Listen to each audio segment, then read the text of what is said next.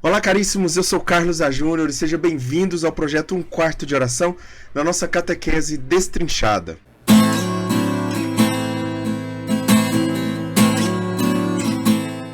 Hoje nós vamos falar de um tema, já começando, né? Nós começamos a introdução aos mandamentos, mas antes de falar dos mandamentos da lei de Deus, nós vamos falar sobre os mandamentos da igreja, da Santa Igreja Católica. Essa igreja que manda, que tem os 5 mandamentos, porque ela é mãe.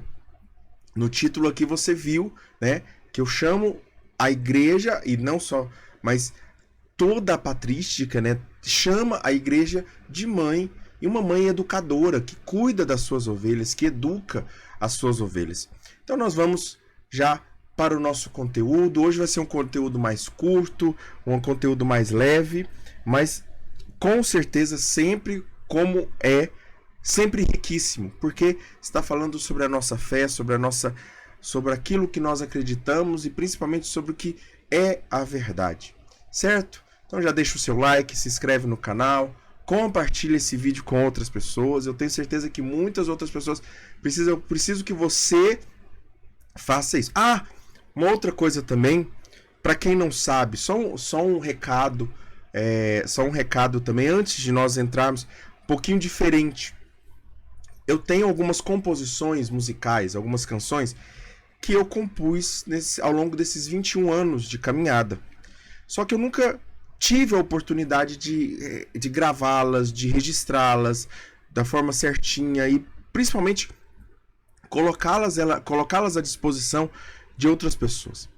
Eu estou fazendo uma rifa no meu Instagram, então sempre que você puder, você olha lá no meu Instagram, vai ter lá no Instagram o QR Code, que é no valor de R$30. Mas é R$30 por música? Não, eu tenho aproximadamente ali umas 80 músicas, mas é muita música mesmo.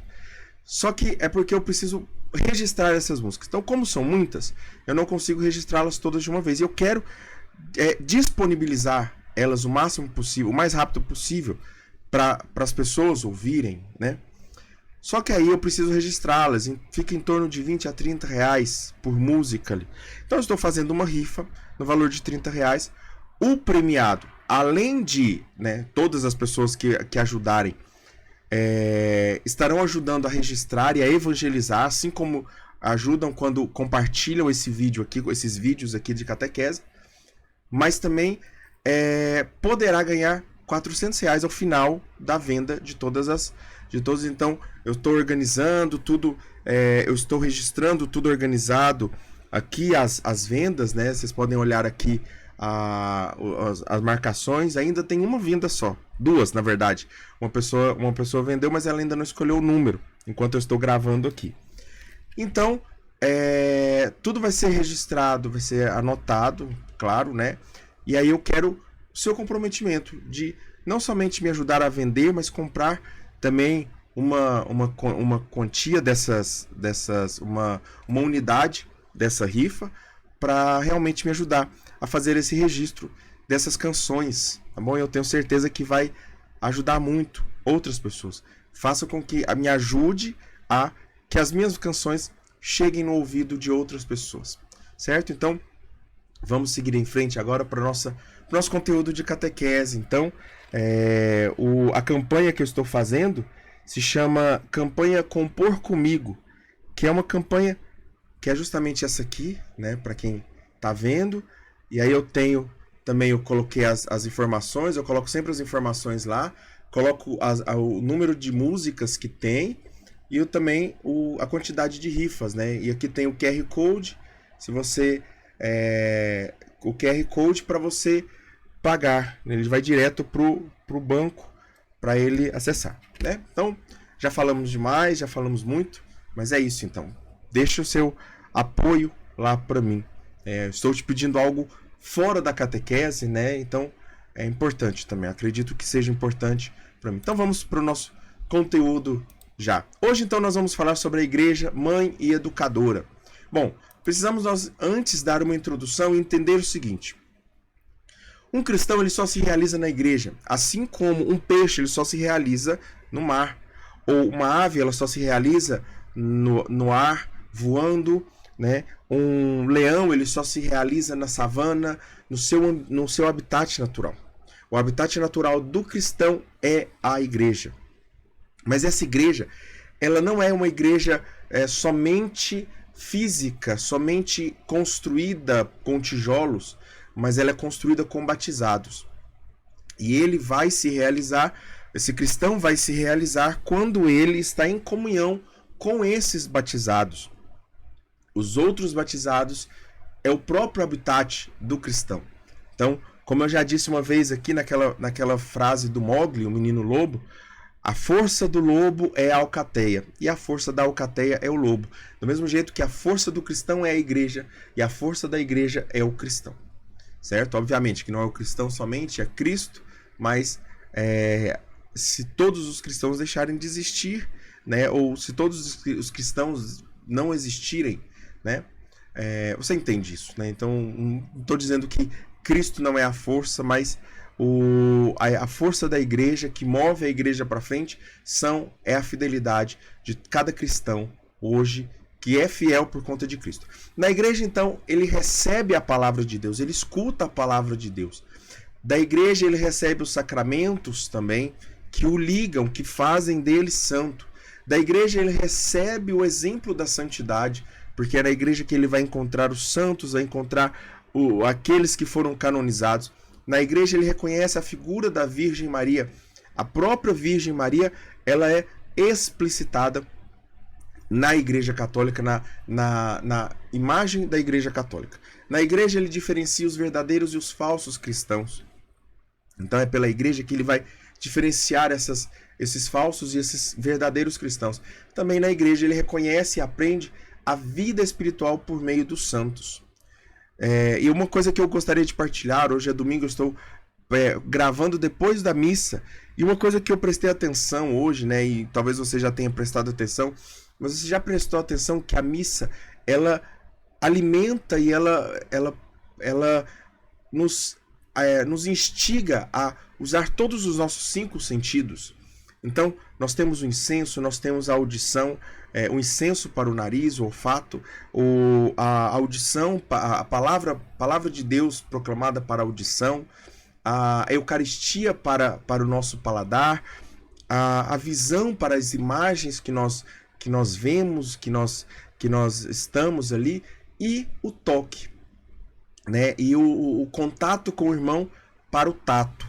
Então a gente percebe essa riqueza, como a igreja ela pensa muito nisso, né? Nessa simplicidade, mas também nessa riqueza que é a Igreja Católica. O verdadeiro culto espiritual, então, é uma vida moral.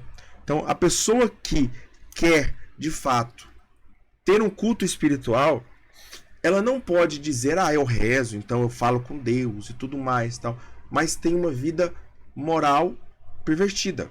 Então, ou ela é uma coisa ou ela é outra.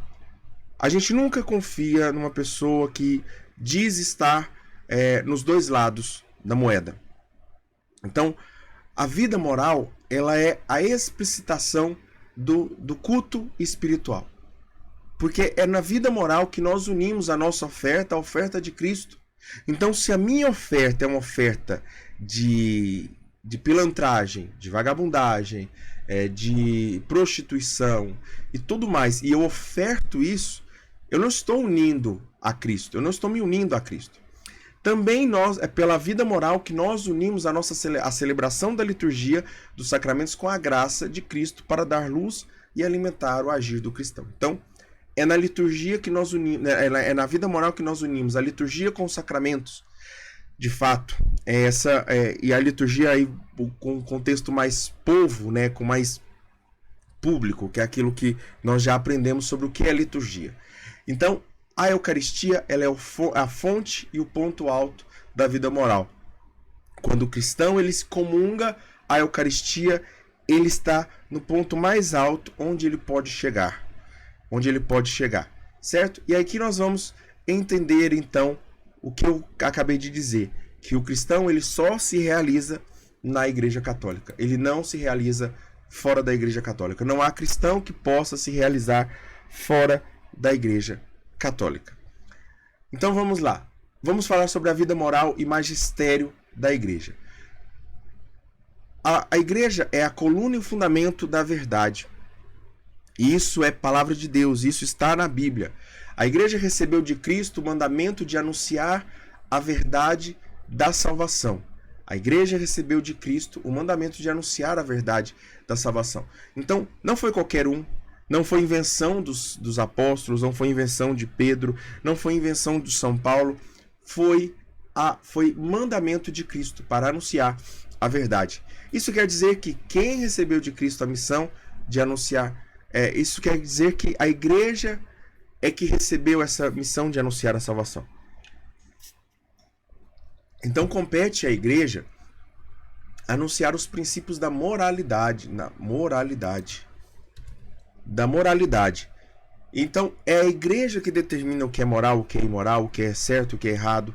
É a igreja que determina, porque ela é aquela que anuncia a verdade da salvação. Então, nós temos então os princípios de todas as ordens, inclusive de ordem social. Então, a igreja ela não vai falar somente de atos, de coisas sobre a fé, mas quando for necessário, ela fala de coisas relacionadas à ordem social.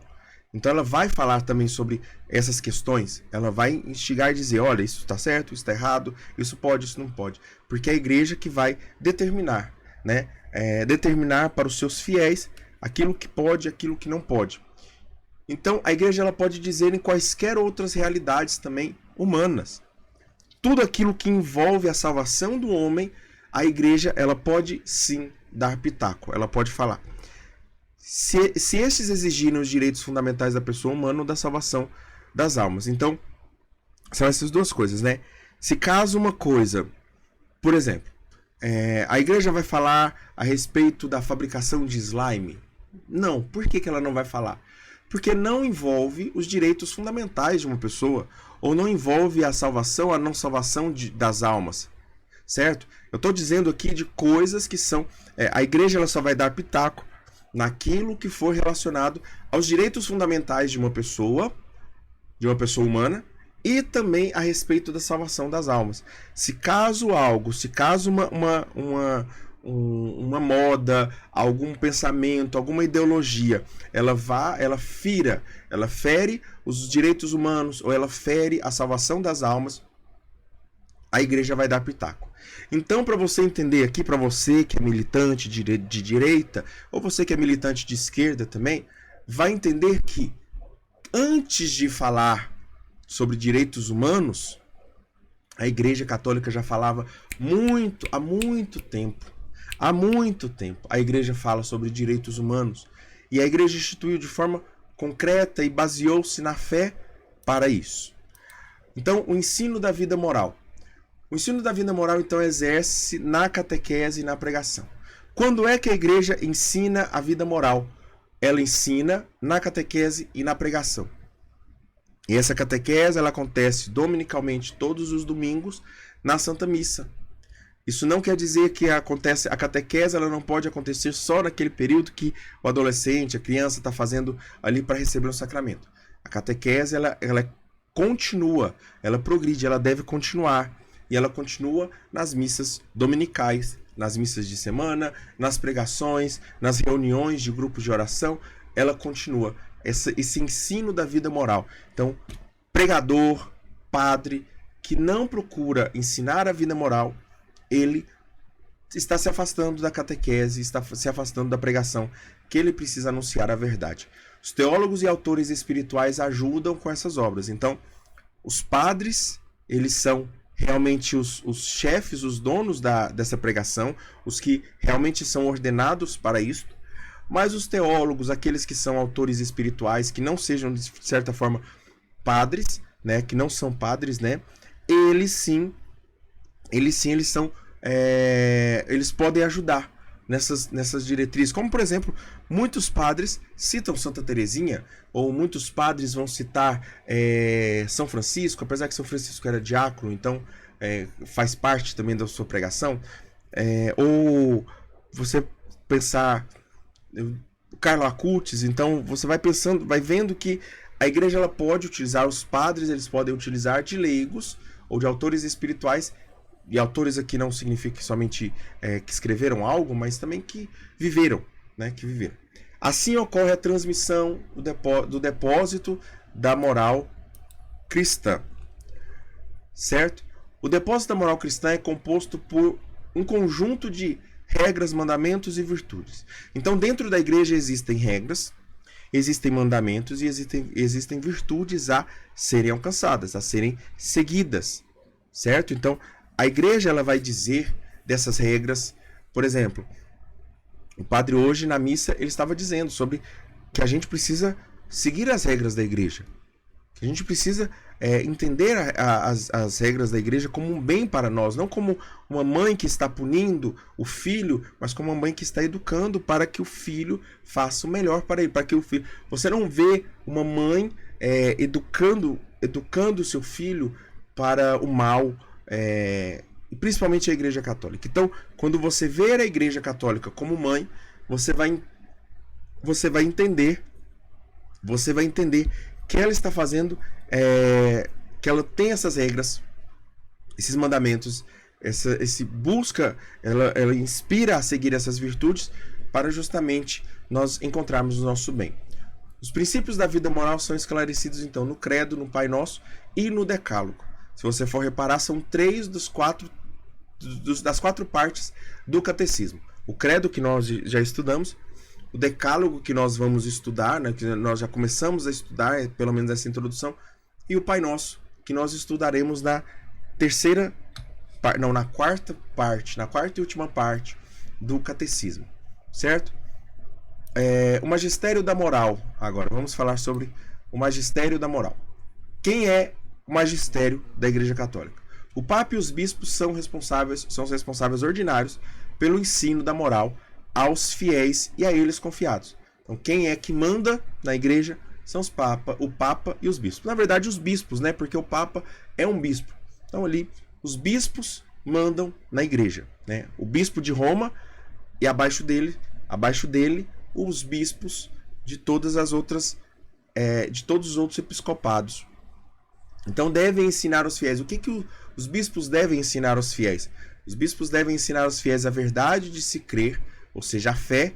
Deve-se ensinar a caridade que se deve praticar, ou seja, a caridade. E deve-se ensinar a bem-aventurança que se deve esperar, a esperança.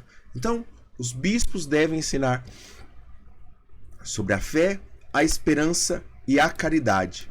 E dentro disso existe uma palavra muito temida por muita gente, né? Principalmente alguns católicos que não entendem muito de fé, a infalibilidade papal.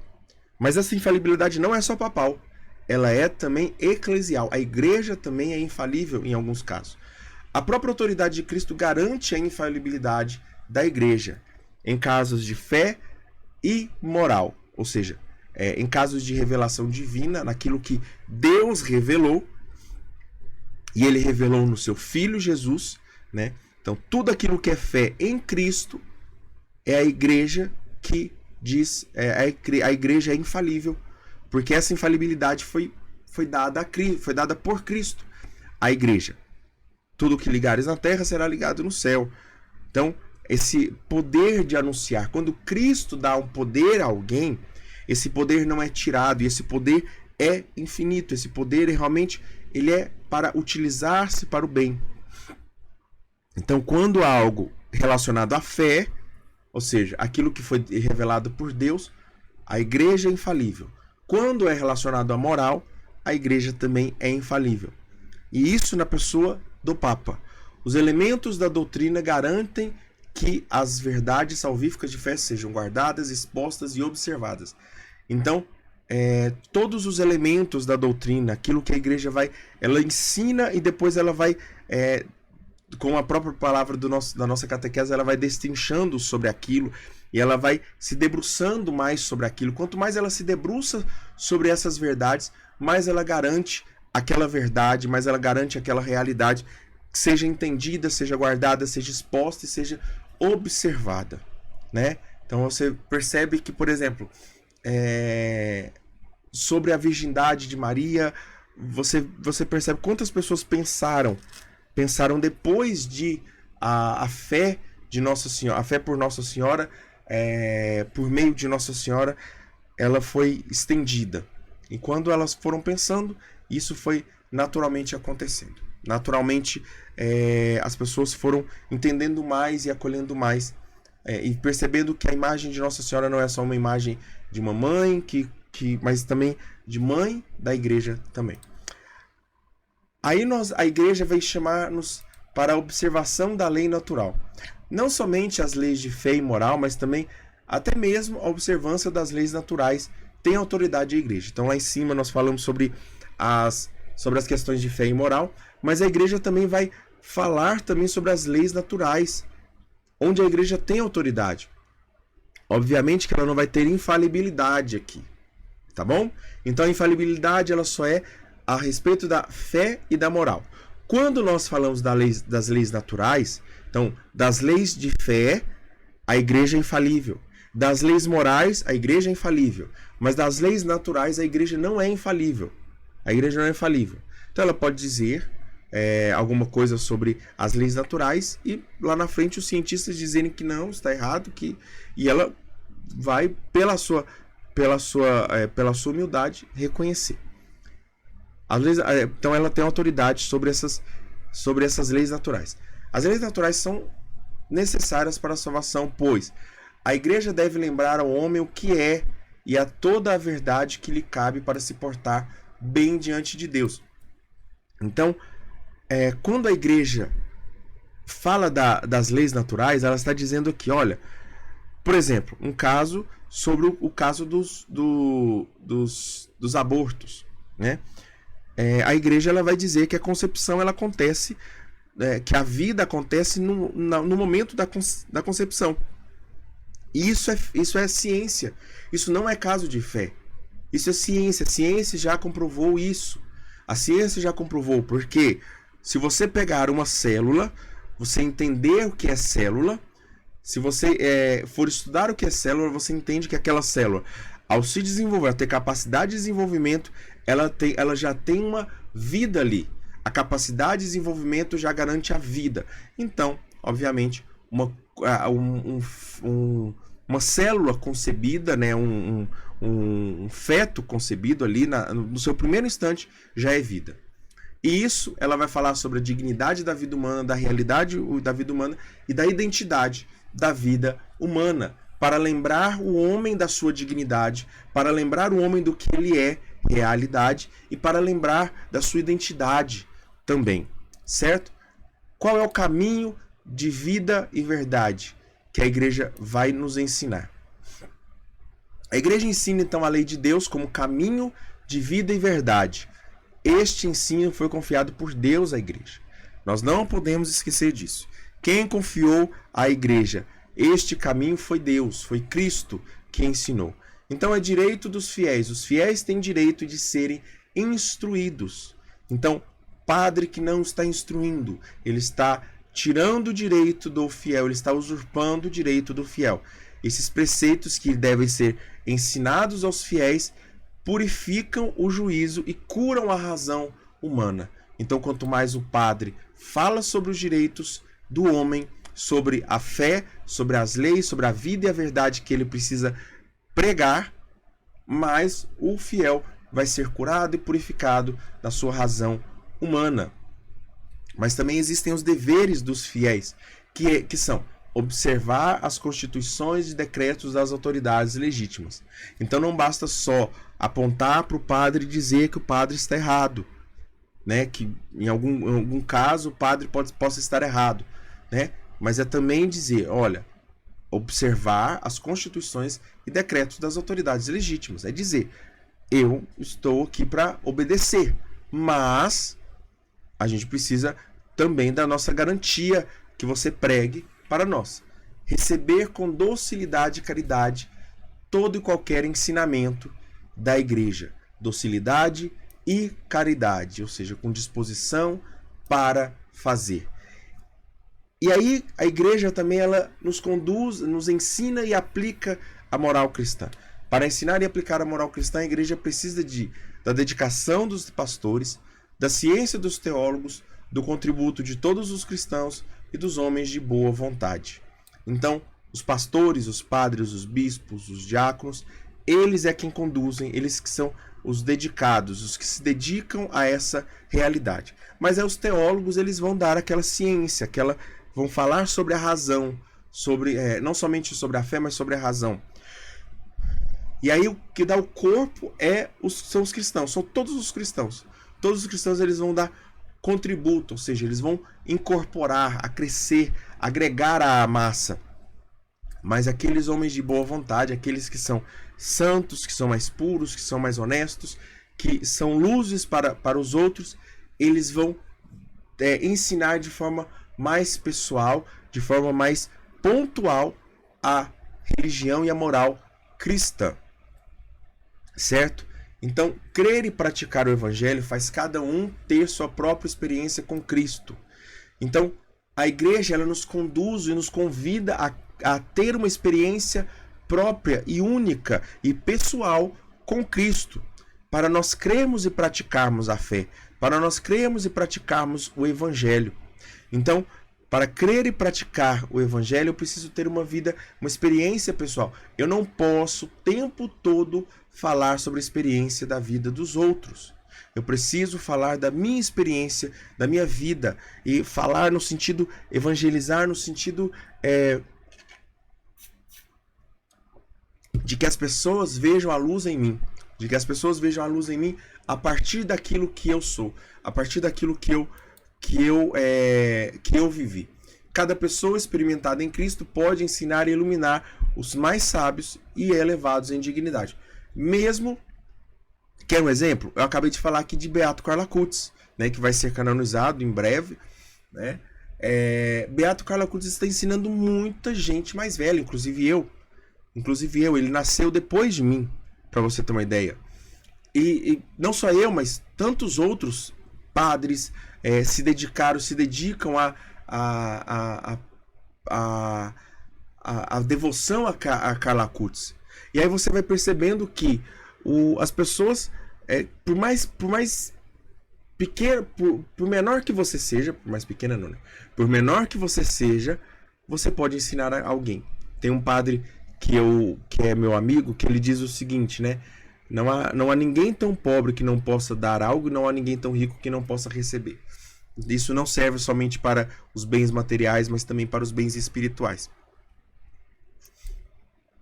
E aí nós vamos para o exercício dos ministros. Cada um é chamado a viver um ministério. Então nós somos vocacionados, todos nós somos vocacionados. Todos nós temos uma vocação. Uns para ser pais, padres, mães, religiosos e assim por diante. E não somente isso, mas também na sua vocação e profissão, naquilo que você é. Né? Vocação é aquilo que você é, profissão é aquilo que você faz. Você pode mudar a sua profissão, mas aquilo que você é, você não pode mudar. Cristo te chama a ser algo, não a só fazer, mas a ser algo. E nesse ser algo, você evangelizar. Nesse ser algo, você evangelizar. Então, se você é um pregador, se você é um catequista, se você é chamado a ser família, a ser pai, mãe, padre, o que quer que seja, você é. E dentro desse ser, dessa essência sua, você é chamado a evangelizar. Então todos devem se dedicar a esses ministérios para vivermos em fraternidade e dedicação à igreja.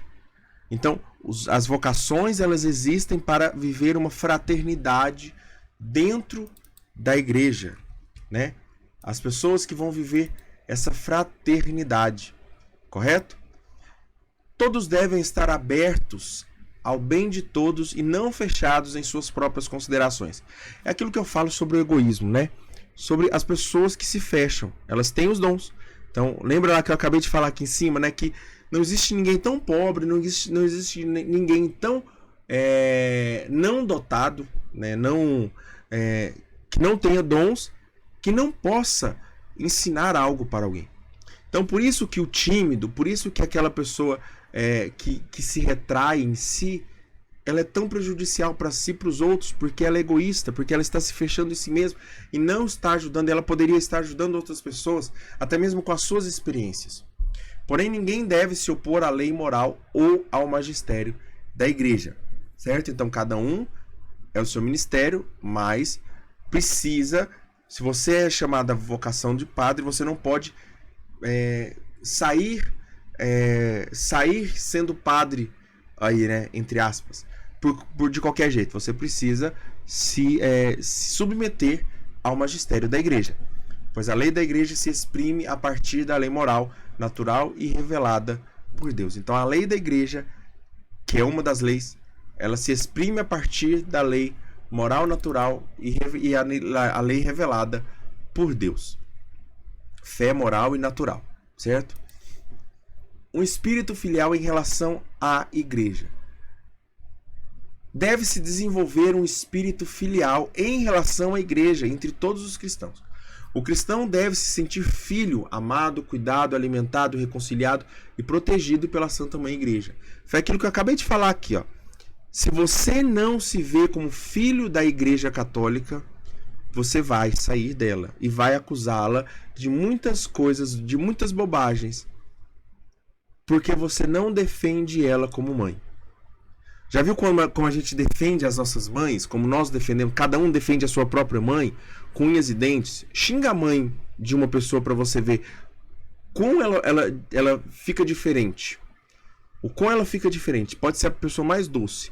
Xingou a mãe dela, você ofendeu a mãe dela, parece que ela muda de pessoa. Então, se você não ter esse sentimento, esse espírito filial em relação à igreja, você vai está destinado a sair da igreja.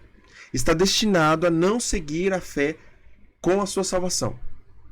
E é uma expansão do nosso batismo. Até mesmo porque o nosso batismo, nós somos filhos de Deus, mas filhos também da igreja. Nascemos para a igreja no nosso batismo. Certo? Então agora nós vamos para a parte principal do nosso conteúdo aqui, que é sobre os mandamentos da igreja, certo? Então, como eu disse, a igreja ela vai opinar sobre todas a vida de fé, moral e natural, certo? Sendo duas delas infalível, a igreja sendo infalível, que é a fé e a moral. Em relação à natural, não necessariamente há uma infalibilidade, mas ela pode dar palpite sobre elas. Os mandamentos da igreja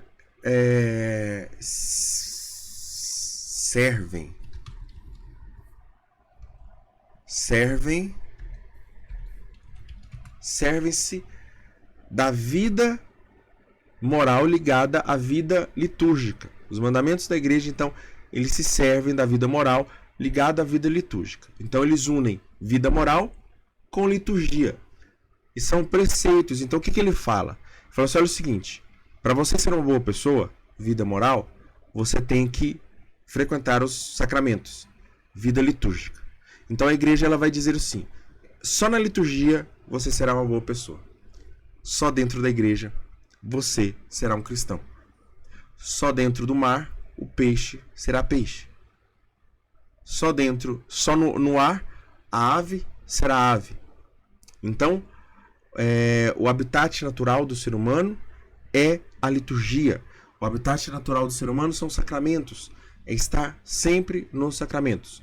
Aqui todos os sacramentos. Nós já estudamos sobre os sacramentos. Confissão, Eucaristia, batismo, crisma, matrimônio, ordem e tudo mais, né? Então todos aí. São preceitos obrigatórios. Então, assim como são obrigatórios os 10 mandamentos, também são obrigatórios os 5 mandamentos da lei de Deus. Mas calma que eles são tranquilos de fazer, tranquilos de serem obedecidos. E eles garantem o mínimo indispensável aos fiéis no espírito de oração, ou seja, fazem com que o fiel esteja sempre em oração. No mínimo, pelo menos, né, no mínimo da vida de oração, no mínimo do esforço moral, ou seja, para ser uma boa pessoa, e no mínimo também do crescimento no amor a Deus e ao próximo. Então esses 5 mandamentos que nós vamos conhecer agora, eles dão o mínimo, eles garantem o mínimo. Ó, se você fizer aqui, você está fazendo o mínimo. Mas obviamente que o amor ele não ele não se fixa no mínimo, mas ele vai atrás do máximo, de mais que ele pode dar, né?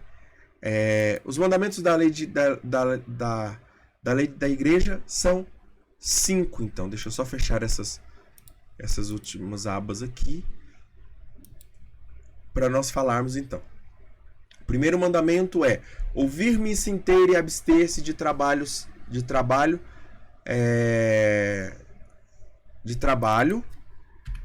nos domingos e festas de guarda.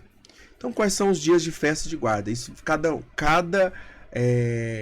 cada assembleia episcopal vai dizer. Ou seja, cada assembleia episcopal, isso significa que no Brasil tem uma, na Argentina tem outra, nos Estados Unidos tem outra, na Alemanha tem outra, na Índia tem outra. Cada um vai dizer o que é dias de guarda, festas de guarda, certo? Domingos, obviamente, todos os domingos, mas também os dias de festas de guarda, certo? E é que nós vamos observar. Ir na missa no dia do Senhor. Domingo, nós aprendemos que domingo significa dia do Senhor, dia Domini, né? Dia do Senhor. Ir na missa também nas festas litúrgicas dedicadas, ou seja, as festas litúrgicas são dedicadas aos mistérios do Senhor, à bem-aventurada Virgem Maria e aos santos. E aí, além de ir à missa, a igreja ela nos convida a abster de trabalho. E por que nós somos convidados a abster de trabalho? Nós vamos explicar isso de forma mais aprofundada lá no terceiro, quando nós formos falar sobre o terceiro mandamento. Terceiro mandamento, isso, né? Isso, não, segundo mandamento. Não, terceiro mandamento. Isso, terceiro mandamento. Quando nós formos falar sobre o terceiro mandamento, nós falaremos sobre isso, sobre esse descanso. Por quê? Por que a igreja nos convida ao descanso? Por uma série de coisas, né? Primeiro, para imitar Deus, que descansou no sétimo dia, que tirou um dia para descansar, né? Descansou do seu trabalho. Também de Jesus, que descansou do seu trabalho de salvação, porque a morte de Jesus foi o momento de descanso dele, que ele descansou dessa obra de salvação, assim como Deus descansou da sua obra de salvação. Nós também, quando trabalhamos todos os dias na nossa salvação, com temor e tremor, como diz São Paulo, mas também nós precisamos descansar dos nossos trabalhos, certo? Isso não significa que nós vamos deixar de trabalhar na nossa... Mas é porque nós mudamos o ritmo. E se você for pensar, tudo na vida funciona como ritmo. As estações, as batidas do coração, a música, os pássaros, os ciclos das mulheres, dos homens e tudo mais. Você vai perceber que existe um ritmo para tudo. Deus colocou um ritmo em tudo. Não diferente, ele colocou um ritmo também para a sua fé, para a fé do seu povo. Descansar dos trabalhos para que haja esse ritmo de puxa e relaxa. Puxa e relaxa, né? Tem uma frase que vai dizer assim, o arco retesido, ou seja, o arco que está sempre retesido, quando ele é necessário, ele não serve para nada. Então você precisa soltar o arco de vez em quando para que ele possa dar frutos, para que ele possa realmente agir como ele precisa agir. Então, quando você descansa, o descanso ele vai fazer isso. Ele vai tirar a tensão dos seus ombros para que você volte a trabalhar. Quando você voltar a trabalhar melhor. Então, qual deveria ser o melhor dia para o cristão? A segunda-feira, que é o dia onde ele vai trabalhar melhor, porque ele está descansado, né? Deveria estar descansado. Mas obviamente as pessoas hoje não descansam. As pessoas não tiram o domingo para descansar. E dizem que tiram, elas só param de trabalhar, mas não descansam. Descansar dos trabalhos e ocupações que possam impedir a santificação desses dias. Então esse dia é dia para ser santificado. Esses dias são dias para ser santificados. E aqui quando eu estou falando dias, não estou falando só do domingo, mas estou falando também nas festas litúrgicas. No domingo, no Brasil, quais são as festas litúrgicas? Isso aqui serve para o Brasil. Quais são as festas litúrgicas? Corpus Christi, que sempre cai numa quinta-feira, de maio ou junho, na maioria das vezes em junho. 8 de dezembro, que sempre cai no dia 8 de dezembro, não se muda para outro dia. 25 de dezembro, também Natal, de Nosso Senhor Jesus Cristo. 8 de dezembro é Anunciação. Não, Assunção da Virgem Maria. Assunção da Virgem Maria. Agora, isso, Assunção. E 1º de janeiro, que é Maria, Mãe de Deus. Certo? Então são esses 4 dias que são obrigatórios, além do domingo, do cristão ir à missa. Ele não pode ir à missa outro dia para cumprir essa liturgia. Nas outras festas, por exemplo, festa de São Pedro e São Paulo, elas são transferidas para o domingo mais próximo. Normalmente para o domingo seguinte, mas alguns para o domingo anterior, dependendo da situação. Bom, enfim. Então muitas das festas são transferidas, muitas das festas que são obrigatórias em alguns países, no Brasil são essas outras, as das quais eu não falei, elas são transferidas. Então as que eu falei, elas são fixas. Essas 4 que eu falei, elas são fixas. Então quero que você anote aí, certo? Corpus Christi, sempre dá numa quinta-feira. 8 de dezembro, 25 de dezembro e 1º de janeiro, certo? Também o cristão o católico é chamado a confessar-se ao menos uma vez por ano. Então, uma vez por ano, ele deve se confessar. Assegura a preparação para a Eucaristia e continua a obra, e para continuar a obra de conversão e perdão do batismo. Então, essa confissão ela é apenas uma confissão mínima. Obviamente que a pessoa que está buscando santidade confessa-se muito mais do que isso aqui, certo? 3º mandamento da lei da igreja: comungar ao menos pela Páscoa da ressurreição do Senhor. Então, já que ele vai confessar-se, confesse pelo menos, já que você escolheu fazer o mínimo, confesse-se na Páscoa e comungue na Páscoa, porque aí você já mata 2 coelhos com a cajadada só. Confessar-se ao menos uma vez a cada ano e comungar ao menos pela Páscoa da ressurreição de Jesus, ou seja, na Páscoa, naqueles 50 dias após a ressurreição de Nosso Senhor Jesus Cristo. Garante o mínimo da recepção do corpo e sangue de Nosso Senhor Jesus Cristo em ligação às festas pascais. A Páscoa é a origem do centro da liturgia cristã. Então, toda a liturgia cristã está envolta da Páscoa ali. 4º mandamento, então, é guardar a abstinência e jejuar nos dias determinados pela igreja. Então, a igreja ela vai mandar alguns dias para nós jejuarmos ou abstermos de carne, ou abstermos de algum alimento, certo? Assegura os dias de ascese, ou seja, esse dia de trabalho. A igreja vai trabalhar na sua vida espiritual e na sua penitência também, que nos preparam para as festas litúrgicas. Então, nas sextas-feiras, sempre nós nos preparamos para o domingo. Nós trabalhamos na sexta-feira o nosso jejum e a nossa penitência. No caso do Brasil, a penitência de carne. E aí você, se caso não pode ou não consegue fazer a penitência de carne, ou seja, abster-se de carne vermelha, abster-se de carne de animais de sangue quente, então vaca, frango, são os mais comuns, né? Peixe você pode comer, pode comer na sexta-feira, né? Mas aí você vai usar essa penitência para se purificar para o domingo, para se preparar para o dia do Senhor, certo? Então é por isso que a igreja pede a abstinência e o jejum nesses dias, certo? E jejuns também são 2 dias na semana que são fixos, né? Que são a quarta-feira de cinzas e a sexta-feira santa. Sempre nesses dias é jejum. Eu posso estar me esquecendo de algum outro dia aqui? Não tô. São esses dias mesmo, que são obrigatórios o jejum de alguma refeição completa, ou seja, ou pode ser almoço ou pode ser jantar, certo? Mas você tem que tirar uma dessas refeições completas da sua alimentação diária, do seu dia. E essas abstinências, esses jejuns, eles contribuem para nos fazer adquirir domínio sobre os nossos instintos e a liberdade do coração. Então, sempre que a igreja manda, lembra que eu falei aqui que ela casa liturgia com vida moral? Então, ela faz isso justamente para que nós, ela dá esse 4º mandamento justamente para que nós dominemos o nosso instinto e a liberdade do nosso coração. E por fim, 5º e último mandamento é prover as necessidades da igreja segundo os legítimos usos e costumes e as determinações. Que é o quê? É você pagar o dízimo. Pagar o dízimo, ajudar a sua comunidade. A comunidade onde você congrega, a comunidade onde você participa. Aponta a obrigação de prover as necessidades materiais da igreja consoantes as possibilidades de cada um. Então, quanto de dízimo a pessoa deve pagar? Quanto lhe for possível.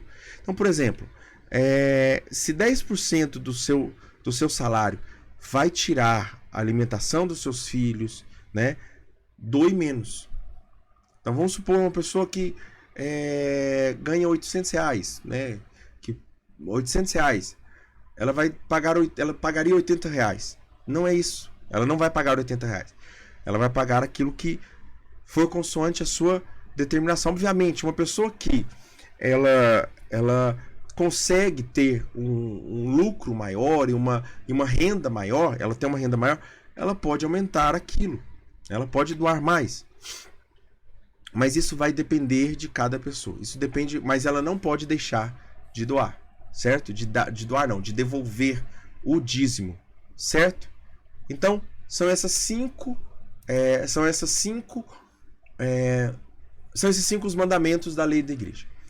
A missa aos domingos e dia de festas, a confissão, a comunhão, a abstinência e o jejum e o dízimo, certo? São todos esses relacionados a isso, né? A participar da missa e não trabalhar, a confessar-se, a comungar ao menos uma vez por ano, e preferencialmente na Páscoa. Aliás, a comungar uma vez na Páscoa, ao menos uma vez na Páscoa, a guardar o jejum e a abstinência nos dias determinados pela igreja e a prover também as necessidades através do dízimo, devolvendo o dízimo, certo? E para finalizarmos, nós temos três parágrafos para nós debatermos aqui, que fala sobre a vida moral e o testemunho missionário. Quais são as condições para nós anunciarmos o evangelho? Para uma pessoa anunciar o evangelho. Para anunciar o evangelho é primordial a fidelidade dos batizados. Então você precisa ser fiel aos batizados. Anunciar o evangelho é a missão da igreja no mundo. Os padres, eles anunciam dentro dos seus presbitérios, dentro das suas igrejas. Mas você que somos leigos, nós anunciamos nos nossos trabalhos, nas nossas vidas. Eu, de forma particular, anuncio no meu trabalho, sim, porque meu trabalho é justamente trabalhar com a evangelização. Mas você que trabalha, sei lá, com contabilidade, você que é médico, você que é policial, o que quer que você seja, você que é professor de educação física, todos vocês vão anunciar nos seus trabalhos. Manifestar a força da verdade e irradiação do evangelho diante dos homens. Irradiação, e essa palavra ela é colocada no catecismo não de forma, mas quem é goiano, quem é de Goiânia, vai entender, né? Mas as pessoas que elas foram infectadas pelo Césio 136, elas foram irradiadas de uma forma negativa, obviamente. Mas nós fomos irradiados por esse evangelho. Então nós recebemos esses raios do evangelho. Só que aí, como Moisés, nós devemos então transmitir essa luz através dos nossos olhos, essa luz do evangelho através da nossa vida, essa luz da verdade através da nossa vida, do nosso agir, do nosso manifestar. E aí nós somos chamados então a comunicar a mensagem da salvação de forma autêntica através do evangelho, ou seja, sem falsificar o evangelho, sem deturpar o evangelho, certo? Sem deturpar o evangelho. Então, quando nós anunciamos, devemos anunciar de forma autêntica e principalmente através do nosso testemunho. E testemunho quer dizer que muitas vezes eu não vou falar, mas eu vou viver. E só de viver a pessoa vai ver. O testemunho e as obras realizadas com o Espírito sobrenatural são meios poderosos para atrair os homens à fé. Ou seja, quando eu tenho uma obra realizada, ou seja, quando eu faço, e não só falo, testemunhar que a pregação que ele está falando aqui é a pregação que São Francisco ele já disse, mas a igreja falava isso há muito mais tempo. Há muito mais tempo, que é justamente essa, de nós anunciarmos com o nosso testemunho, com obras e não com palavras, não somente com palavras, mas principalmente com obras, certo? O que faz a igreja crescer então? A igreja então cresce, aumenta e desenvolve-se pela santidade dos fiéis. A igreja se alimenta dos fiéis, da santidade dos fiéis. A força da alcateia são os lobos. A força da igreja são os fiéis santos.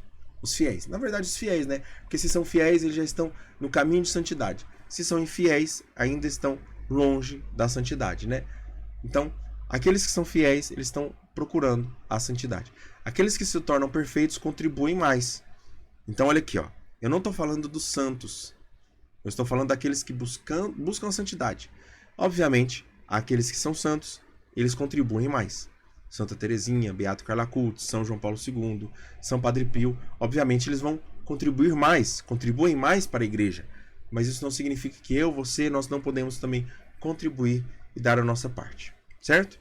Os cristãos então contribuem para a edificação da igreja quando se mantêm constantes nas convicções de Cristo. Os cristãos contribuem para a edificação da igreja quando se mantêm constantes nas convicções de Cristo. Então, quanto mais eu vou me mantendo na fé da igreja, na fé de Cristo, mais eu vou contribuindo para a edificação da igreja.